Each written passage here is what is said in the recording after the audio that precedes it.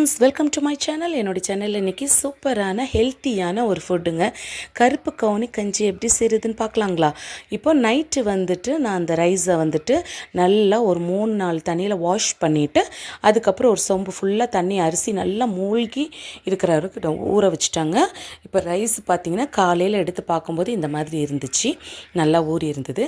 இப்போ அந்த தண்ணியை நம்ம வந்துட்டு குக்கரில் ஊற்றிட்டு இந்த ரைஸை மாத்திரம் மிக்ஸி ஜாரில் பல்ஸ் மோடில் ஒரு 2 டைம் திருப்பிடலாங்க. பாருங்கள், இந்த மாதிரி ப்ரோக்கன் ஆகிடணும். ரைஸ் வந்து நம்ம வந்து ரொம்ப பவுடர் மாதிரி பண்ணக்கூடாதுங்க, கொஞ்சம் குருணை மாதிரி இருக்கணும். இப்போது ரைஸ் போட்டாச்சு. இதுக்கு தேவையான அளவுக்கு நம்ம தண்ணி ஊற்றிக்கலாம். தண்ணி நீங்கள் தாராளமாகவே ஒரு 2-3 சொம்பு ஊற்றிக்கலாம். ஏன்னா நம்ம கஞ்சி